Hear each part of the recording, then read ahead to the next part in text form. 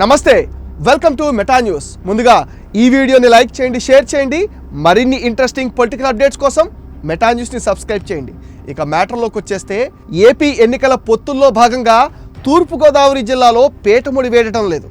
పొత్తుల్లో భాగంగా Rajahmundry rural ticket జనసేనకి అని తెలుస్తోంది. జనసేన అభ్యర్థి కందుల దుర్గేష్ పేరు ఖరారైందని అంటున్నారు.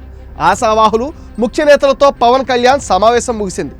రాజానగరం, రాజమండ్రి రూరల్ నియోజకవర్గాల్లో జనసేన పోటీ చేస్తుందని పవన్ క్లారిటీ ఇచ్చారు. రాజానగరం జనసేన అభ్యర్థి ఖరారుపై ఉత్కంఠ కొనసాగుతోంది. రాజానగరం అభ్యర్థిపై ఇంకా క్లారిటీ రాలేదు. రాజమండ్రి రూరల్, రాజమండ్రి అర్బన్, రాజానగరం, అనపర్తి నియోజకవర్గాల ముఖ్య నాయకులతో సమావేశం నిర్వహించారు జనసేనాని. ఈ సందర్భంగా రాజమండ్రి రూరల్ నియోజకవర్గంలో కొనసాగుతున్న ఉత్కంఠకు పవన్ కళ్యాణ్ తెరదించారు.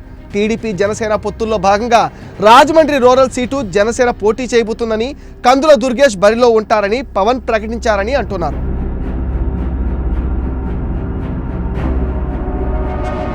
గత కొన్ని రోజులుగా రాజమండ్రి రూరల్ నుంచి పొత్తుల్లో ఎవరు పోటీ చేస్తారని ఉత్కంఠగా ఉన్న విషయం తెలిసిందే. టీడీపీ సీనియర్ నేత, సిట్టింగ్ ఎమ్మెల్యే బుచ్చయ్య చౌదరి తానే పోటీ చేస్తానని ప్రచారం చేశారు. మరోపక్క జనసేనాని ఉమ్మడి తూర్పుగోదావరి జిల్లా అధ్యక్షుడు కందుల దుర్గేష్ కూడా ఇదే టికెట్ కోసం పోటీ పట్టడంతో గందరగోళం నెలకొంది.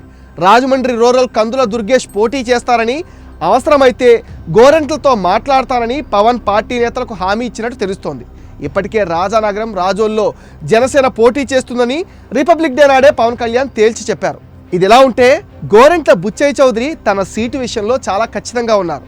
నియోజకవర్గం ఆవిర్భవించిన తర్వాత టీడీపీ ఒక్కసారి కూడా ఓడిపోని స్థానం ఇదే కావటం గమనార్హం.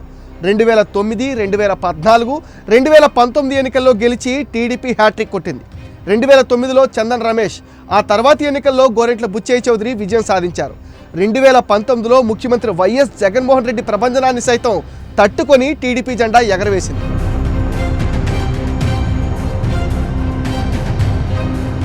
మరోవైపు జనసేన నేత కందుల దుర్గేష్ సొంత నియోజకవర్గం కూడా ఇదే. 2019 ఎన్నికల్లో రాజమండ్రి రూరల్ నుంచి పోటీ చేశారు. ఆయన 42,000కు పైగా ఓట్లు సాధించారు. 22% పైగా ఓట్లు పోలయ్యాయి. ఈ భారీ ఓట్లు సాధించడం వల్లే జనసేన ఈసారి ఈ సీట్ను అడగడానికి ప్రధాన కారణం. పొత్తుల్లో భాగంగా ఇప్పుడు ఇదే స్థానం నుంచి కందుల దుర్గేష్ పోటీ చేయబోతుండటం ప్రాధాన్యతను సంతరించుకుంది. ఈ నియోజకవర్గానికి టీడీపీ తరపున ప్రాతినిధ్యాన్ని వహిస్తున్న గోరెంట్ల బుచ్చయ్య చౌదరి పరిస్థితి ఏంటనేది ఇప్పుడు ఆసక్తి రేపుతుంది. గోరెంట్ల బుచ్చయ్య చౌదరికి సీటు ఎలా సర్దుబాటు చేస్తారు, అది లేకపోతే ఆయనను ఎలా బుజ్జగిస్తారనేది ఉత్కంఠగా మారింది. ఆయనకు ఎమ్మెల్సీ సీట్ ఇచ్చి ప్రభుత్వం వచ్చాక మంత్రి పదవితో చల్లబరుస్తారని అంటున్నారు.